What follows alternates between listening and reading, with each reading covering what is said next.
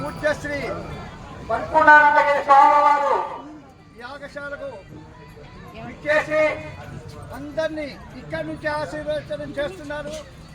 మరి వారికి అక్కడ సభా కార్యక్రమం ఉంది. దయచేసి ఈ 3 రోజులు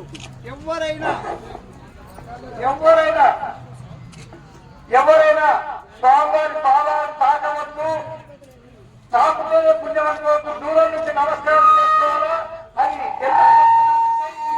ఈ సంవత్సరము విశేషమైనటువంటి హోమకుండాలు వేయడం జరిగిందండి. దాంట్లో బాగా శక్తి ఉంటుంది కాబట్టి మనం వారి శక్తిని తీసుకోవద్దు. వారి శక్తివంతులైతే మనమందరం కూడా శక్తివంతులం అవుతాం. కాబట్టి దయచేసి పాదాలు తాకకుండా బాధితులకు మాత్రమే నమస్కారం చేసుకోవాలా అది మరి పాటించవలసిందిగా మరి స్వామివారి సన్నిధిలో ఉన్నటువంటి వారికి ప్రత్యేక సూచన. ఎవరైనా చివరికి నేనెచ్చి తాకినా నన్ను తాకనివ్వకండి. శ్రీ శ్రీ శ్రీ బలయాల స్వామివారికి శ్రీ శ్రీ శ్రీ